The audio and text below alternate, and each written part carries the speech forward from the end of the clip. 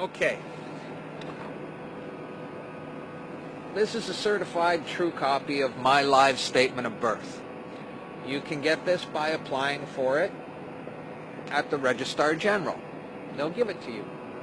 And it's very interesting because this is where it all began. This is the foundation document. All identification is generated from this document. And so if the foundation document is no good, anything that's made from it is no good. That means driver's licenses, health cards, everything. Now what they did here, this is exactly what he meant when he said, soon every American will be required to register their biological property. Now your parents didn't realize what they were doing when they filled this out, and these didn't exist before 1933. Birth records were recorded in scripture, and these only came into being in 1933 when they hatched this plan. They created a corporate fiction with a name just like yours. See this here? They framed you. See these tracks? They railroaded you. There's a child hidden behind the record. This is the record. You can't harm a child in law. So they had to protect you behind the record. And you operate a corporation. Now, this line right here is called the delineation, a line of delineation, which means anything below it can be changed. This line underneath my surname, talk to anyone who edits legal documents or who's in printing, and they'll tell you that to underline something means that it's an error and it has to be changed. In doing this, they registered and monetized the spirit and soul of a living being. The date at the top, there's one that says June 12th. What is that? That's the date I got this. Okay. That's the date of issue.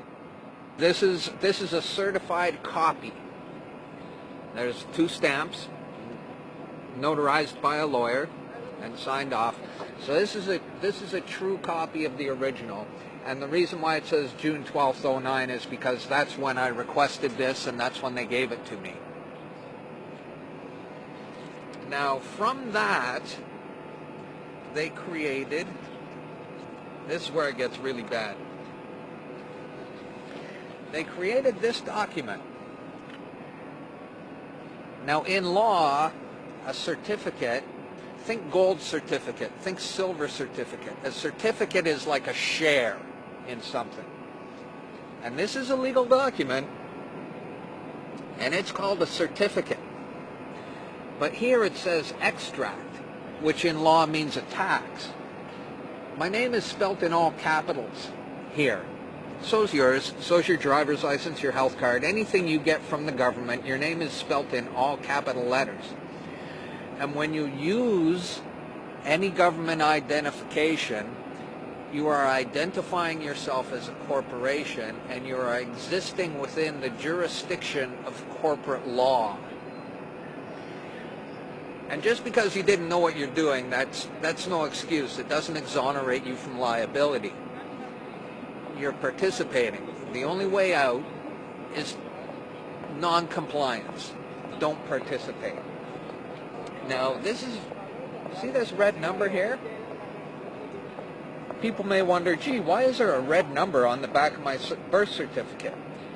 Well, this is a Class A share because I'm born in Canada.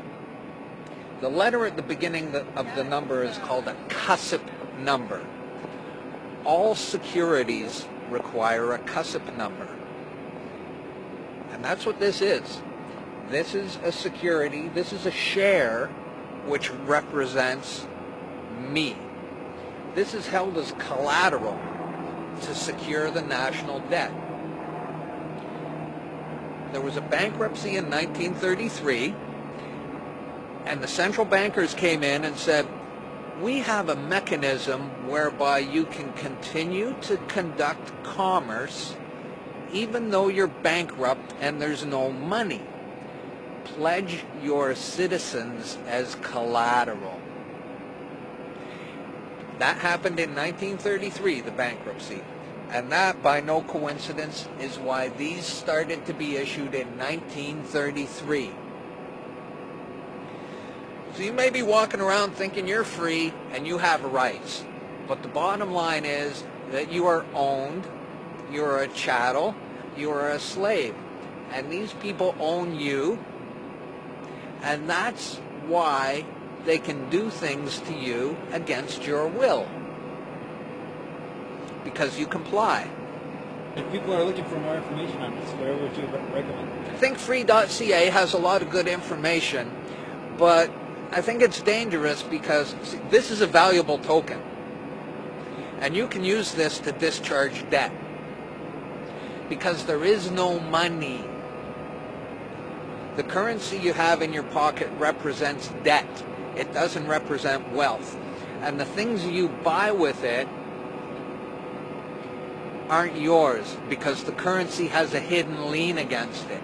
And that's how they can take your house and they can take your car and they can take anything you own. Now, Robert Menard is teaching people that they can cash this in for $10 million. And while that may be true, I wouldn't advise doing something like that because your motivation is improper. There's greed and there's ego and there's all these bad things associated with that.